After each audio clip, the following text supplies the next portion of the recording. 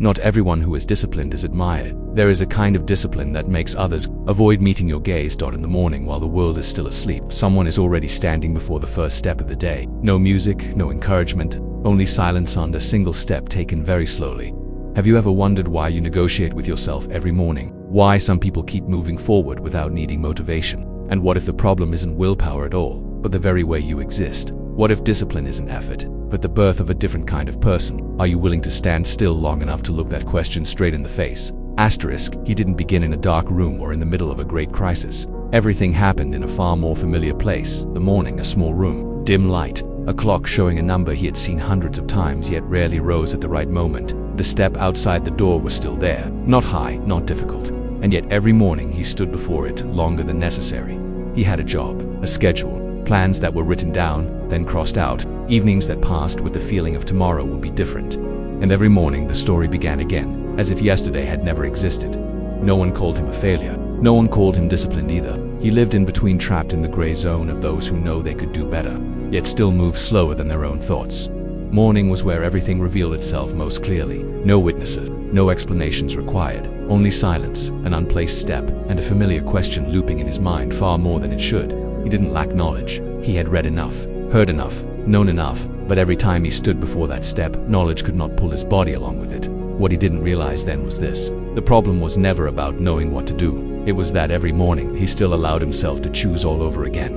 And in that brief silence before the first step touched the ground, the path ahead was already being decided, without him ever noticing. Asterisk, the collapse didn't arrive with a loud crash. It came on a morning identical to all the others. He stood before the step longer than usual. The clock didn't urge him on. No one called his name. The world remained silent, as if waiting for him to pass judgment on himself. That step should have been taken, but it wasn't. He turned back to the bed. There was no special reason. He wasn't more tired than yesterday, not busier than tomorrow. It was just that once again the choice was postponed. And in that very moment, the thing he had been avoiding began to take shape. That entire day passed heavily. The work still got done. Conversations still happened. But somewhere beneath every action, there was an invisible slowing, as if each movement was missing a part of its weight. That evening, he sat alone longer than usual. No phone in hand, no music playing. Silence closed in, uncomfortable in its intensity. In that empty space, a thought he could no longer push away became clear. If everything continued like this, 10 years from now would not look much different from today. Not because he hadn't tried, but because every attempt always began again from zero. Every morning was a new negotiation. Every resolve had to be and he began to realize that the most frightening thing wasn't failure, but how accustomed he had become to failing quietly. That night, he didn't fall asleep right away. He stood up and stepped into the hallway. The staircase appeared in the darkness, exactly as it had that morning. He stood still, didn't move forward, didn't retreat, just stood there, allowing himself, for the first time, not to run from this feeling.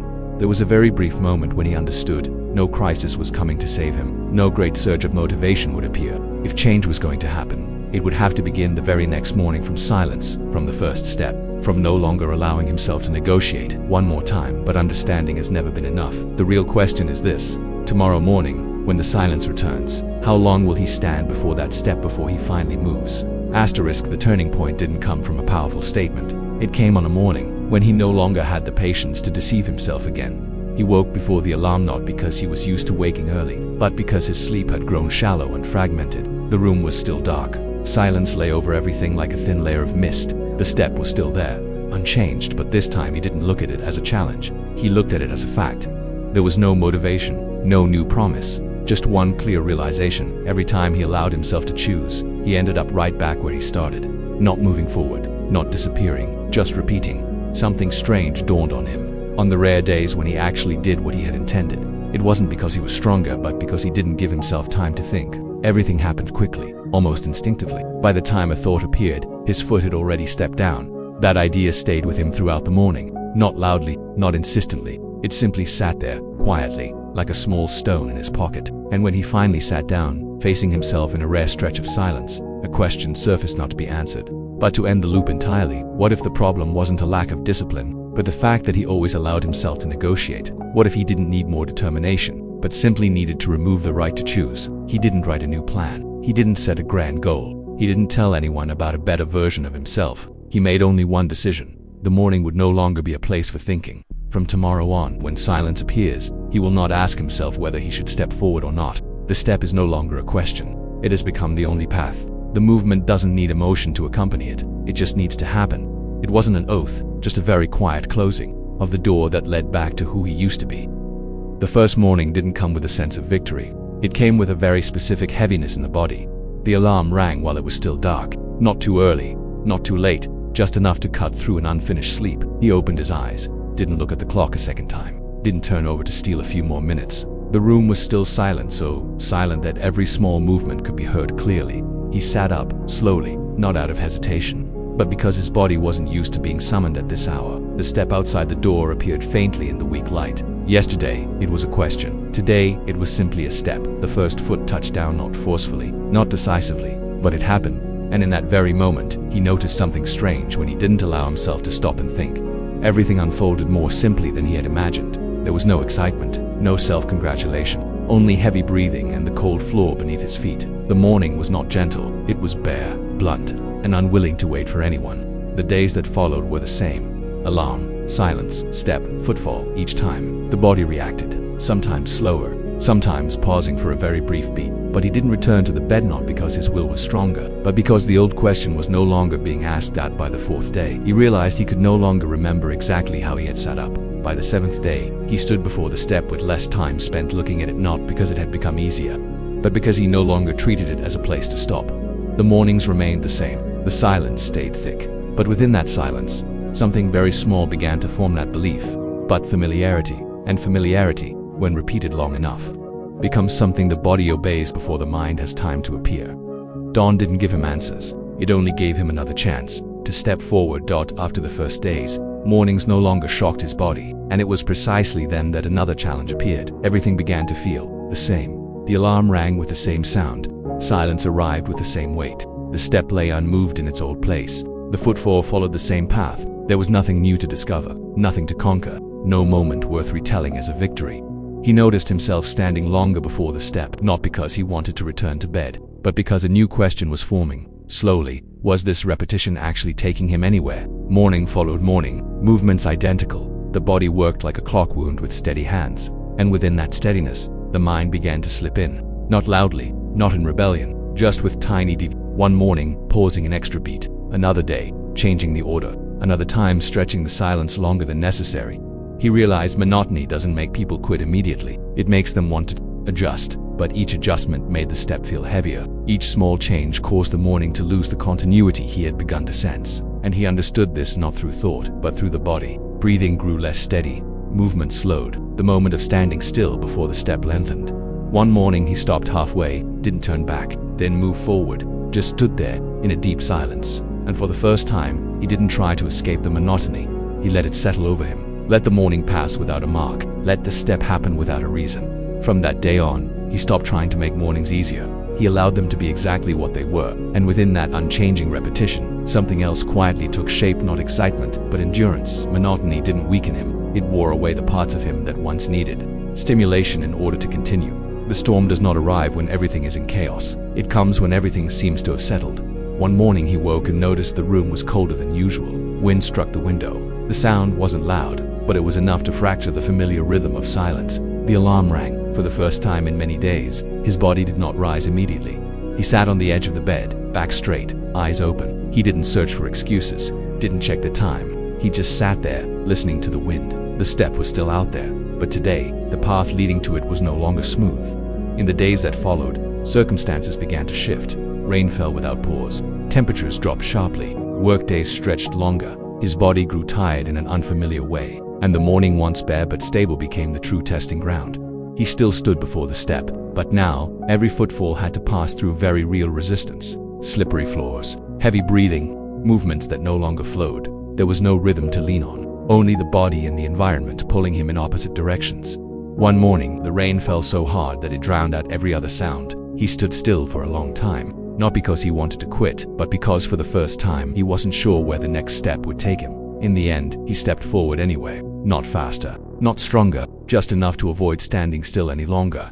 Stormy days bring no sense of progress. They offer no visible results, but they reveal something essential. When conditions are no longer favorable, only what has been repeated long enough continues to exist. Morning still arrives. Silence still appears, even when torn thin by the wind. The step does not disappear, and the foot, though heavy, still finds a place to land. In the middle of the storm, he did not become stronger. He simply learned to stop requiring ideal conditions in order to continue. The next challenge did not take the shape of rain or wind. It arrived on a morning quieter than any before. No rain, no cold, no external pressure. The room was tidy. Time felt slightly abundant. Everything suddenly became easy, and it was precisely that ease that slowed his step.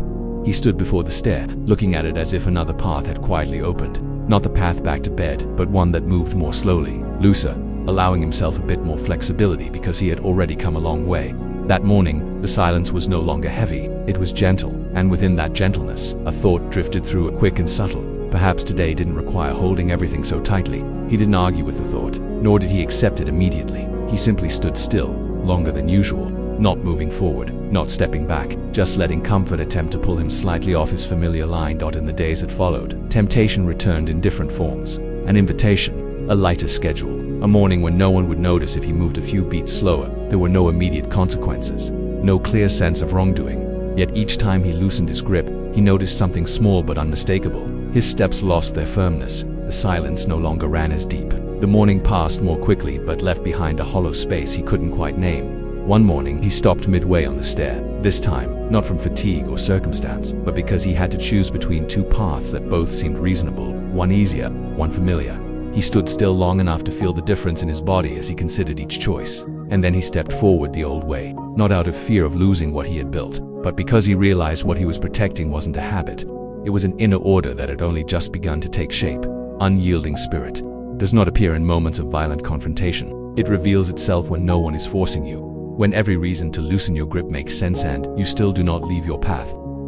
There was no moment that marked the day he became a different person, only mornings that continued. The alarm still rang into silence. The room was still dark, but the stair was no longer seen as an obstacle. It existed as part of the space itself, like the floor or the wall simply there, requiring no consideration. His foot touched down before he fully realized he was awake, not faster, not stronger than before, just precise. His body moved within a familiar order, as if the morning remembered him better than he remembered himself.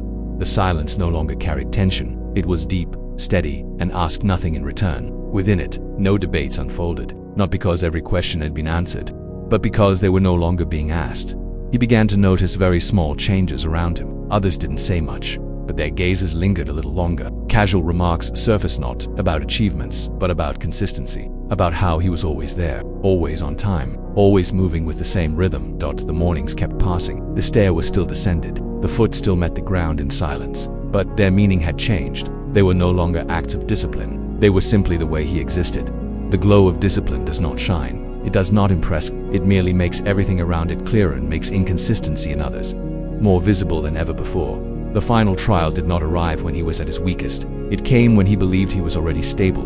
That morning began out of rhythm from the very start. The alarm never rang. His phone had died overnight. When he opened his eyes, the room was brighter than usual. Morning light flooded in too quickly, as if someone had pulled the curtain open before he was ready. He sat up, not rushed, not panicked. But in that silence, something became unmistakably clear. The familiar order had been broken. The stair was still there, but this moment was unlike all the others. There was no starting signal, no guiding rhythm, only a morning already partially gone, and a choice not yet made.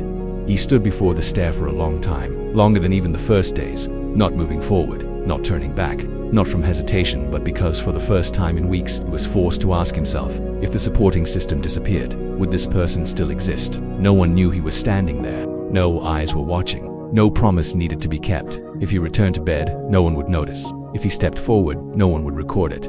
The morning was so quiet that every breath was audible. His foot lifted and came down on the first step, not because of an alarm, not because of habit, but out of a raw honesty with himself. If he stopped today, what would everything behind him mean? If he stepped forward today, what was he stepping for? There was no immediate answer, only movement. Slow, heavy, but irreversible. The next step appeared, then the next. No familiar rhythm to cling to, only the full presence of each footfall. When he finished that morning, there was no sense of victory, only a very different kind of quiet. Not tense, not light, but solid. He understood then that the final trial had never been harsh circumstances. It was the moment the system disappeared, and only the person remained, and the question no longer belonged to him alone. If one morning everything you rely on disappears, how long will you stand still before you step? Transformation does not arrive in a single explosive moment. It reveals itself gradually, in the things that no longer draw attention. Morning still comes as it always has. No ritual, no special preparation. Sometimes the alarm rings, sometimes it doesn't, but that no longer determines anything. He opens his eyes, sits up, and his body naturally finds the first movement of the day. The stare is no longer noticed, not because it has disappeared, but because it is no longer a stopping point in his awareness. The step happens before thought forms, not rushed, not delayed, just on time. Silence has changed as well. Before it was a place of negotiation, a gap where doubt could slip in. Now, silence becomes the ground itself. It neither urges nor resists. It allows everything to unfold without commentary. Those around him notice the change before he does, not because he speaks more, but because he no longer needs to explain. He arrives on time, leaves at the right moment, works with the same rhythm, regardless of circumstance. That consistency forces others to adjust how they stand beside him. If he once lived on promised tomorrows, he now lives on mornings that have already been completed. Not perfectly, but continuously, unbroken by small, convenient excuses. The difference between the man he was and the man he is now is not effort. It is that he no longer has to convince himself to continue. There are no longer two voices arguing each morning. There is only one direction of movement. Complete transformation does not make him stand out. It makes him stable. And in a world accustomed to fluctuation, that stability becomes something so rare that it feels unsettling to those who are still standing, motionless before the stare of their own lives. You may have thought discipline was force, self-control through tension, winning a battle in your head every single day. But what if discipline is simply not abandoning yourself in the first morning of the day? Every day has a stair you must step down, a moment of silence before action, a single step taken when no one is watching. How long would you stand still before that stair if no one were witnessing it? If no reward were waiting? You don't need a perfect plan. You only need a step small enough that you can't make excuses to skip it the next morning. If this story made you slow down by one beat today, hold on to that silence. And if you want to keep walking this path, like, share, and subscribe to the channel so that your mornings no longer pass by unconsciously.